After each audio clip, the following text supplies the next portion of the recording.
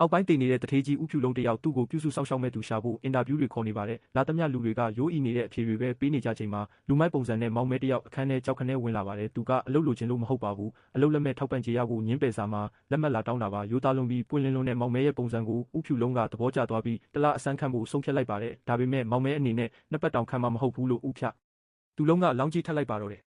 ကိုတပိုင်းတည်နေတဲ့သူတယောက်ကိုပြုစုရတာမောင်မဲအတွက်မလွယ်ကူခဲ့ပါဘူး။လေ့ကျင့်ခန်းလုပ်ပေးရတာရေချိုးပေးရတာတင်မကနောက်ဆုံးအညစ်အကြေးစွန့်တာအထိကူညီပေးရတာမို့မောင်မဲတယောက်ညီးတွားမိပေမဲ့လည်းသူ့အလုပ်ကိုသူအကောင်းဆုံးလုပ်ခဲ့ပါတယ်။ဦးဖြူလုံးကလည်းမောင်မဲကိုတခြားလူတွေလိုတနာတဲ့မျက်လုံးနဲ့မကြည့်ပဲလူကောင်းတယောက်လိုဆက်ဆံပေးလို့သဘောကျနေတာပါ။ဒါပေမဲ့မောင်မဲရဲ့နောက်ကျောင်းကမအေးလှပါဘူး။သူကထောင်ထွက်တယောက်ဖြစ်ပြီးဆင်းရဲတဲ့ရက်ွက်ထဲကမိသားစုပြဿနာတွေနဲ့ရုန်းကန်နေရသူပါ။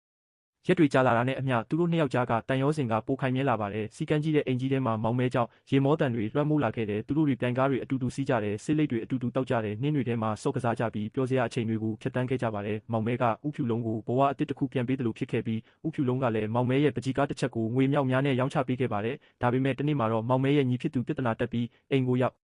လာတဲ့အခါမှာတော့ဦးဖြူလုံးကသူ့ကိုအလုတ်ကနေထုတ်ပယ်ကအိမ်ပြန်လွတ်လိုက်ပါတယ်။မောင်မဲထွက်သွားပြီးနောက်မှာတော့ဦးဖြူလုံးအတွက်လူတစ်တယောက်ငှားခဲ့ပေမဲ့အဆင်မပြေခဲ့ပါဘူး။အိမ်ကြီးကပြောစရာမကောင်းတော့ပဲဦးဖြူလုံးလည်းစိတ်တက်ကြပြီးကျမ်းမာရေးပြန်ဆိုးလာပါတယ်။ဒါကိုသိလိုက်ရတဲ့မောင်မဲကဦးဖြူလုံးစီကိုချက်ချင်းပြန်ရောက်လာခဲ့ပါတော့တယ်။မောင်မဲကဦးဖြူလုံးကိုစိတ်သက်သာရစေဖို့ပင်လယ်ကမ်းခြေစီခေါ်သွားပေးခဲ့ပါတယ်ပြီးတော့ဦးဖြူလုံးနဲ့နှစ်ပေါင်းများစွာစာပဲအပြန်လန်ရေးဖူးပြီးလူချင်းမတွေ့ရသေးတဲ့အမျိုးသမီးနဲ့တွေ့ဆုံနိုင်ဖို့မောင်မဲကနောက်ွယ်ကနေအကုန်စီစဉ်ပေးခဲ့ပါတယ်ဦးဖြူလုံးတယောက်ပျော်ရွှင်စရာအချစ်တစ်နဲ့ဆုံတွေ့သွားချိန်မှာတော့မောင်မဲကပြုံးလျက်နဲ့ပဲနှုတ်ဆက်ထွက်ခွာသွားပါတော့တယ်ဒါကတော့ကွဲပြားခြားနားတဲ့လူသားနှစ်ယောက်ရဲ့စစ်မှန်တဲ့တန်ရောစင်ကိုရိုက်ကူးထားတဲ့ဖြစ်ရမှန်ရုပ်ရှင်ပဲဖြစ်ပါတယ်